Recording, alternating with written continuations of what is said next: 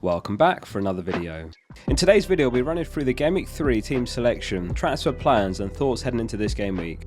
If you missed the Gameweek 3 players to buy video, make sure you give that a watch too, a link will be on screen at the end. We're closing in on 100k subscribers. If you do enjoy the content, consider subscribing to the channel. It's free and you can always change your mind. Thanks for all the support. Starting with a quick look back at how Game Week 2 went. 75 points all out, a strong game week after a disastrous start. Aston Villa vs Everton was the first match of the game week and Bailey was benched who came on for a 1-pointer. In the 87th minute, Villa are 2-0 up, minutes away from a Digne clean sheet, and he puts the ball into his own net. A massive point swing and he ends up with -1. So thanks for everything Digne, 0 points from the opening 2 game weeks. City's defence did deliver though, including an 11-pointer from Cancelo. We talked in the last team selection video about how involved he'll be against Bournemouth. Martinelli was on the score sheet again to make it 2 in 2 games. In typical FPL style, holding Kane actually would have netted more points than selling him for Haaland. If you kept him, well done for having the nerves of steel, or if you were priced out then the lack of money did you a favour in the end. José was breathtaking in the Leicester game and the top scorer of Game Week 2, 19 points.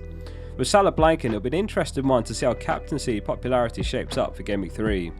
Decisions to make with Digne and Bailey. Let's take a look at how the team's shaping up for Game Week 3. Starting off in goal as always, and Man City travel to Newcastle this week. They're the two sides yet to concede this season, and Man City have around a 40% chance of going a third game without conceding. Newcastle are rock bottom on the clean sheet odds this game week.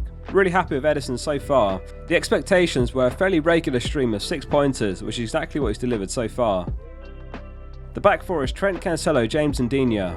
It's been a slow start for Liverpool, currently sat 12th in the league after consecutive draws. Trent is such a capable player that there's still no doubt he'll remain in the team. Man United sit rock bottom in 20th place after back-to-back losses and they've conceded the joint most goals.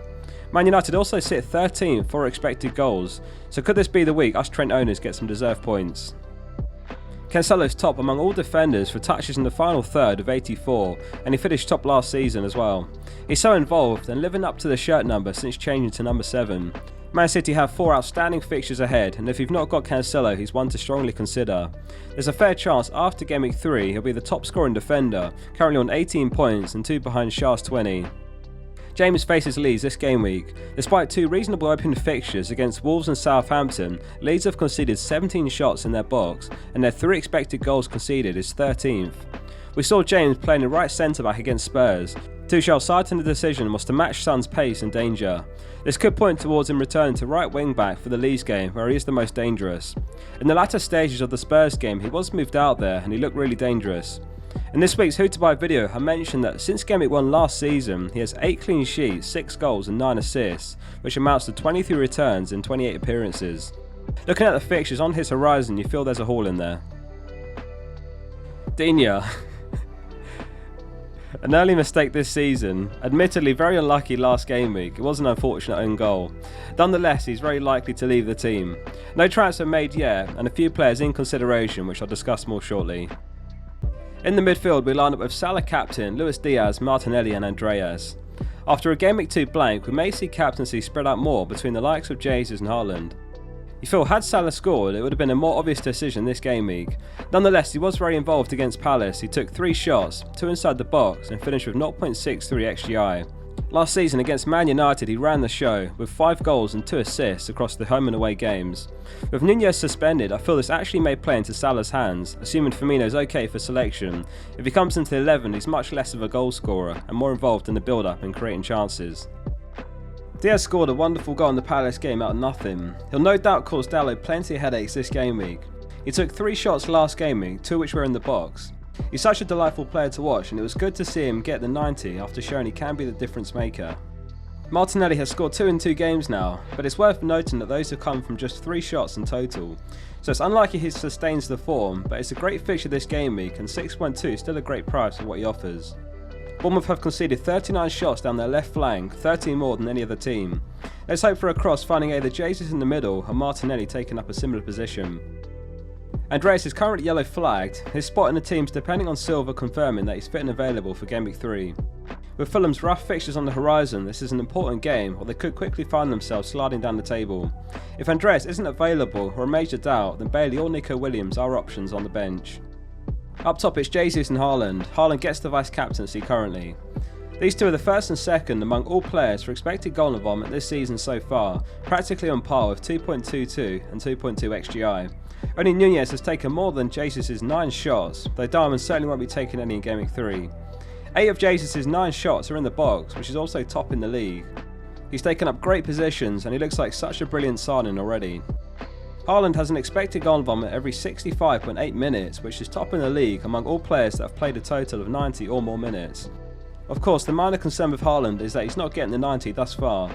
The Champions League starts after Gameweek 6, which is something I'm conscious of. It could be an opportunity to shift Haaland on if it looks like his minutes are even more of a doubt. And Man City do face Spurs in Gameweek 7. A quick run through the bench and then onto the transfer plans. On the bench it's Ward, Bailey, Nico Williams and Archer. If we get any early news that Bailey starts, then I'll give him the nod ahead of Andreas. Failing that, Williams is a temptation too. He was phenomenal against West Ham. He took 4 shots, 2 key passes and attempted 9 crosses. He even created a couple of goal scoring chances. Forest are rock bottom for expected goals conceded though, despite the West Ham clean sheet, so I'm not confident of a clean sheet, but the attacking threat is clearly there as well. In terms of transfer plans, the plan is to sell Digne. There's a few players in my thinking, and I need to give this one some thought in the coming days.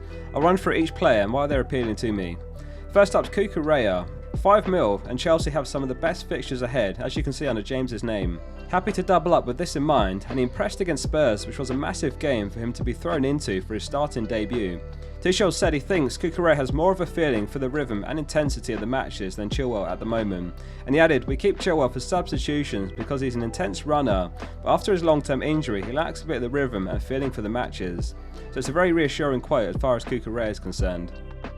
The other option is Koulibaly, as we've got 0.5 mil on the bank. He looks completely nailed and he took his goal brilliantly against Spurs on the volley. The other defence I'm considering is Arsenal. Gabriel and Saliba are the two options. Gabriel's completely nailed and he has the most threat of the Arsenal defenders, but Saliba is 4.5 mil. There's perhaps a small chance of Saliba losing his spot at some point, for example if Tomiyasu gets the start in right back and then White in centre back, though I expect him to continue playing right now. The team has no Arsenal defence coverage as it stands, and there is a slot for a third Arsenal player, and it's clear there's good value there. Want to mull over before the deadline. If Digne does get close to a price drop, then we'll move early. If you'd like to follow my team throughout the season, don't forget to hit subscribe. We're closing in on 100k subscribers. That wraps up today's video, thanks for watching. Let me know in the comments how your Game Week 2 went and what your plan is for Game Week 3. See you soon for the next one.